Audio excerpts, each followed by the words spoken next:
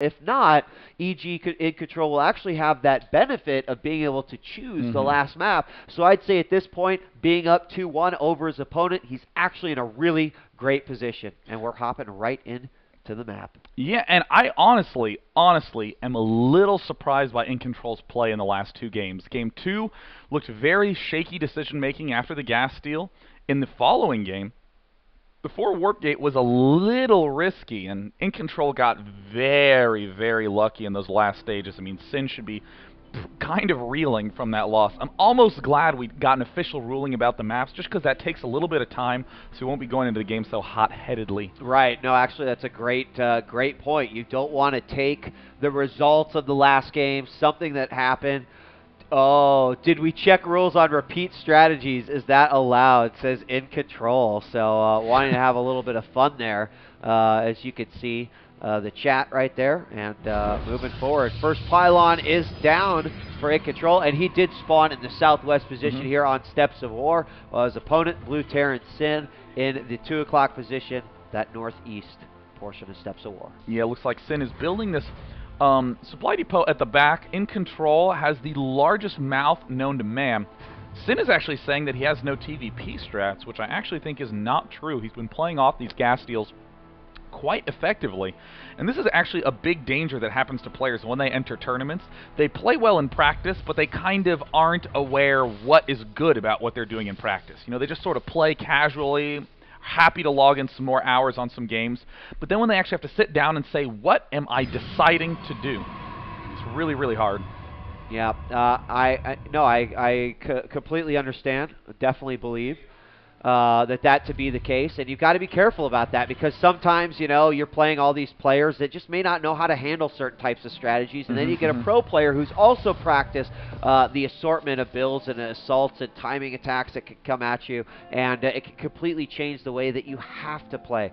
So Refinery about finished over here, as well as the Assimilator over on EnControl's side, and we've just got that probe dancing around the base, seeing exactly what's going on, and he is going to go for gas steal number 3. You know, I would venture to say that this is a sign that EnControl wants to either do a 4 warp gate or a fast Dark Templar rush. I prefer a DT play on this map, but after you gas steal your opponent, it's hard for EnControl to actually get any extra gas. He's going to be spending a lot of money. He's going to be spending a lot of gas to stay alive and a lot of gas to get the DTs. So yeah, I'm a little leery of this probe in the corner. I think it may have been sent just a touch too early. The one here that could be building this pylon to warp in on the ledge behind the rocks, that's the one you're talking about? Yeah, I mean, building it up here is great. It's nothing wrong with having a pylon being warped in from the top, but I mean, that is an extremely early probe to be sent. I mean, it's not going to be mining for a really long time. And we do have a Marine finally working on that Assimilator much earlier than he did last time. And look at this, also building away from the Assimilator, which I like. No longer giving free vision to EnControl. He is not going to see the factory going down over there. And we do have a probe just outside the base, can't get in. So you're right, pylon goes in, but look at how far back the pylon actually went in. Yeah, it's going to be a Twilight Council getting thrown down here, like almost 100%. There's the Twilight Council getting, there's a Stargate, getting thrown down at the back. It looks like it's a Void Ray play. I'm honestly very surprised that this is a Stargate, just because EnControl so rarely does this sort of strategy. He's much more of the just a ground forces player, but you know, definitely I think this is a smart follow-up, much smarter than a 4 warp gate, because his opponent very clearly is going for ground.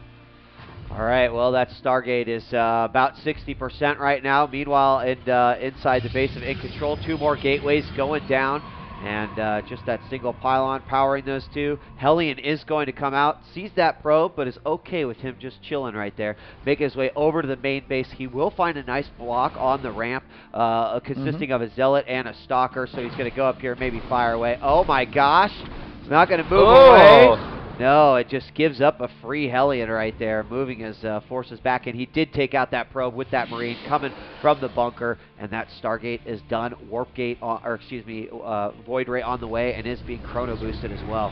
Here comes some Warp Gates from In Control. Can be extremely obnoxious to deal with some sort of Stalker Void Ray push. And with this scan, that is a great scan. He sees 3 Warp Gates, but this is actually better for In Control, because really Sin is going to be thinking to himself, all right, perfect. He's just going for a normal 3 Warp Gate strategy. But instead, it's actually a Stargate. And look at that perfect timing on that Void Ray. Yep, it is just now popped out. He's also put another pylon there so he can warp in on the low ground. So I'm guessing he's going to, well, here comes a second Void Ray. I'm guessing he's going to kind of pressure here the front with these gateway units coming out here. Not a whole lot. He can warp some in the back and then move in with the Void Rays and just completely try to split up this army. 2 more racks going down as well. And we've got a Banshee coming out of one of the Stargates while a Tech Lab builds on the second. Oh gosh, In Control playing this out absolutely perfectly. This is going to be so brutal for Sin to deal with. He ends up popping down. He sees everything, but does he see that warp in? Oh, he's starting to make some Marines. He's still making 2 Banshees, but does he see that there are Void Rays charging up? I don't think he does quite yet, and there they are fully charged on the rocks. Keep their charge up. 1 Void Ray actually losing its charge, but here come the gateway units, and how do you deal with it? We do have 1 Banshee up doing some damage on the ground forces, but there is just too much, and EG.iNcontrol can continue to warp in. He's taken out the Marines.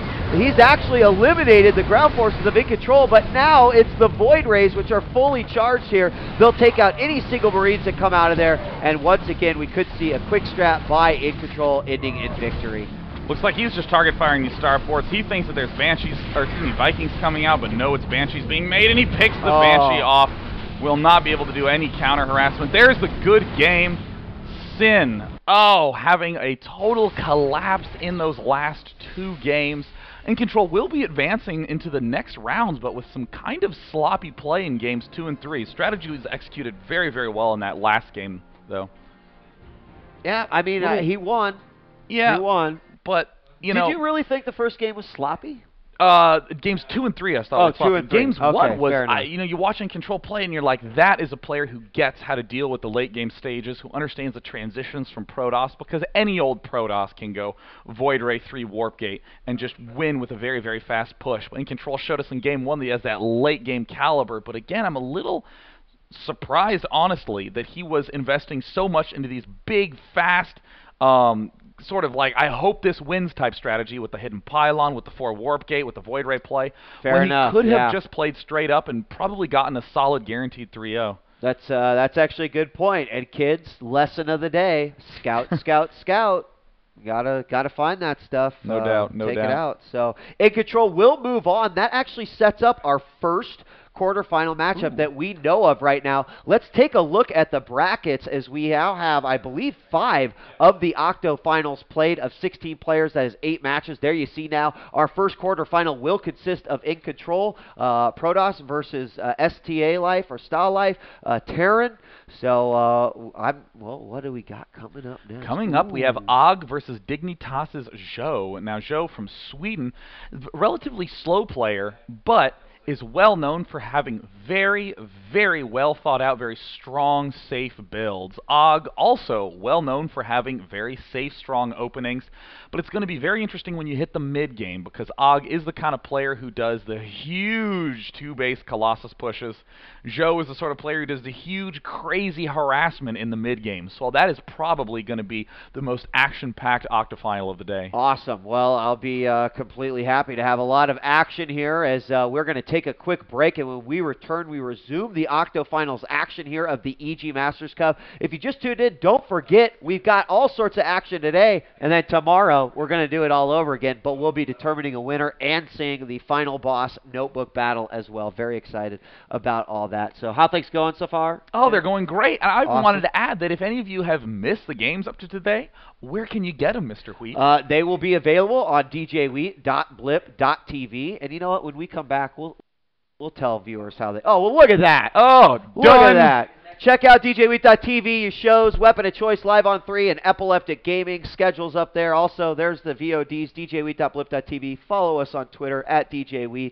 And, of course, Day, I understand that you do some videos yourself. I have been known to be on a webcam every now and again with the Day 9 Daily, where we learn to be a better gamer, all about analysis and improvement, and occasionally some goofy games where we just have a lot of fun on Fun Day Monday. If you want to catch any of my VODs, you go to my main archives at day9tv.blip.tv. If you want to find me anywhere else on the internet, look for Day 9 TV on YouTube, on Twitter, in the URL, and I will magically appear on your very monitor screen. Watch out for that Day 8, though. He's every once in a while sneak in there. Yeah, that's why we like Day 9. So, all right, guys, we're going to take a quick break. When we return, the Octo Final action continues. This is the EG Masters Cup, brought to you by MSI Notebooks. We got more coming. Don't go away.